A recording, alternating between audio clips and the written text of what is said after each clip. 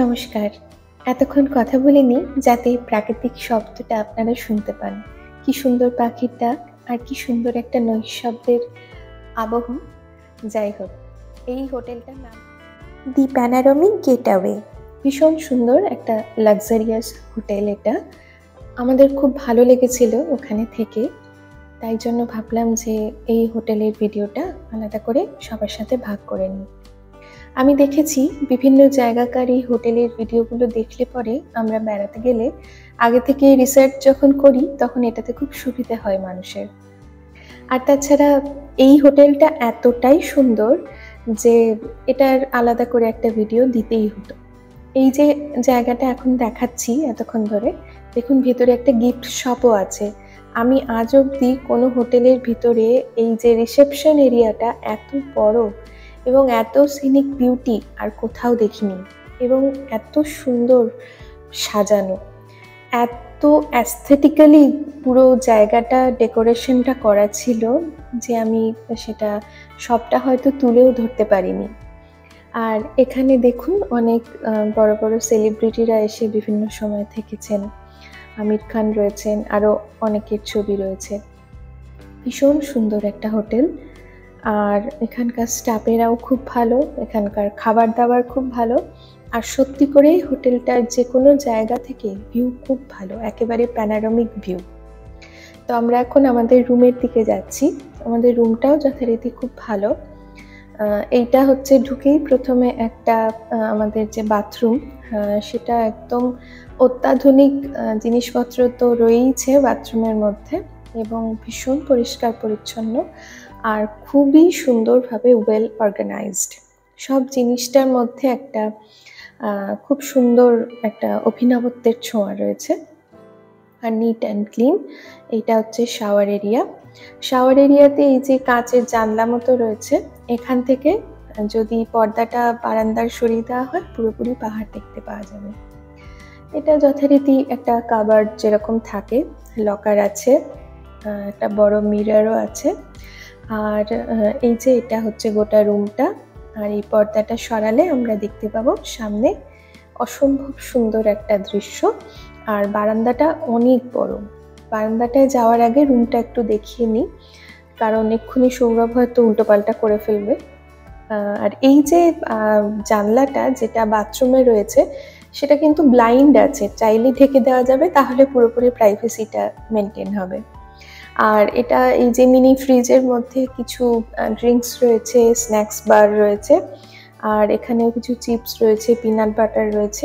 এগুলো যদিও কমপ্লিমেন্টারি না, কিন্তু চার্জেবল হলেও সব জায়গায় থাকে না। আর এই হচ্ছে বারান্দার ভিউ। আমাদের রুমটা একেবারে কর্নার রুম নয়, কিন্তু তার সত্ত্বেও ভিউটা ভীষণ ভালো ছিল। আর একটু আগে তো আপনারা শব্দ শুনেইছেন, অসম্ভব ভালো পাখির ডাক শুনতে পাওয়া যায়। আর সামনের গাছটা তো খুবই ভালো লাগছে, গাছগুলো। আর এই যে এটা হচ্ছে সন্ধেবেলাকার ভিউ, কি যে অসাধারণ লাগছিল। পাহাড়ের কোলে এই যে গোধূলির আলো, অপরাহ্নের যে আলো, এত সুন্দর, আমি ভাষায় প্রকাশ করতে পারবো না। নিশ্চয়ই দেখেও আপনাদের খুব ভালো লাগছে।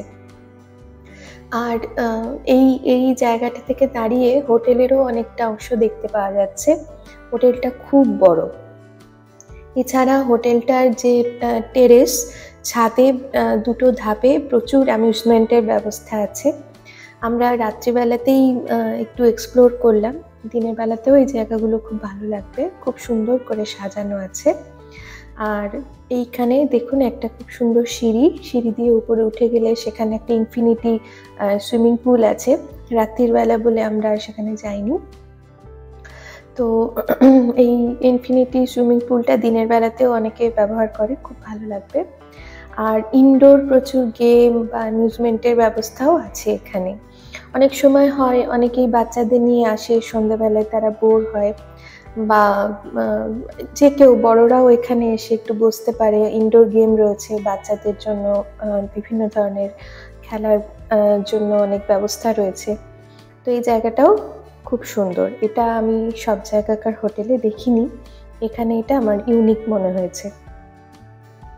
এছাড়া এই হোটেলটার একদম পাশে গায়ে লাগোয়া একটা অসম্ভব ভালো চকলেট ফ্যাক্টরি আছে, মোকাফা। এবং সেখানে পায়ে হেঁটে আমরা চলে গেলাম জাস্ট পাশেই, পরের বিল্ডিংটাই।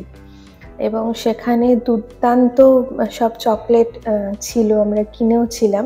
প্রচুর ভিড়, প্রচুর লোক এখানে আসে অন্যান্য জায়গা থেকে, আর এগুলো টেস্ট করে তারপর নিজের মতো করে নেওয়া যায়। কিন্তু আমাদের এই হোটেলটার একদম পাশেই যেহেতু, তাই আমাদের খুব সুবিধে হয়েছিল, আমরা বেশ কয়েকবার গেছিলাম।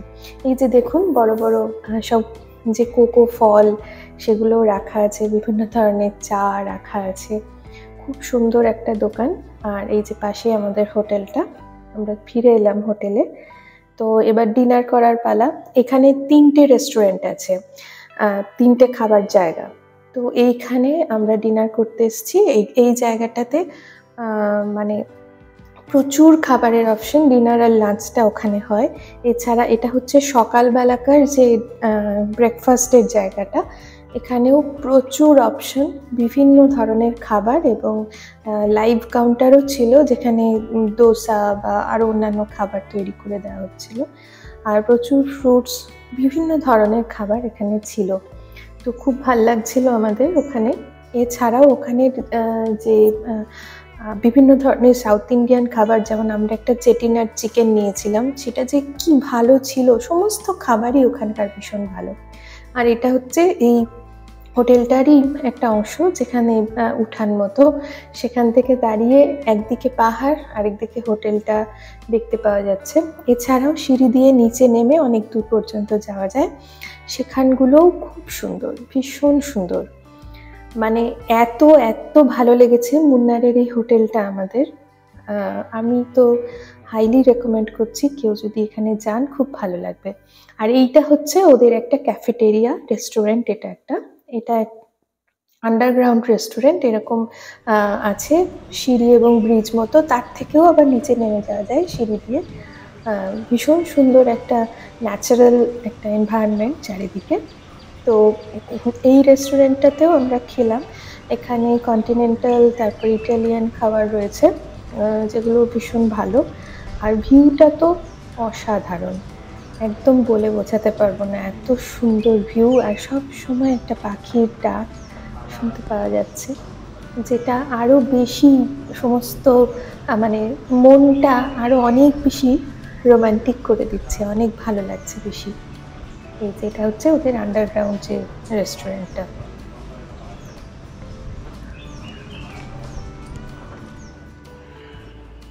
এই যে কি সুন্দর দেখুন, এই যে নৈঃশব্দের একটা সৌন্দর্য, সেটাই।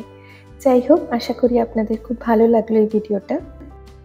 মুন্নারে আমরা কোথায় কোথায় ঘুরলাম খুব তাড়াতাড়ি আপনাদের সাথে ভাগ করে নেব। তাহলে জানাবেন কেমন লাগছে আমাদের ভিডিও। সঙ্গে থাকবেন, ভালো থাকবেন, নমস্কার।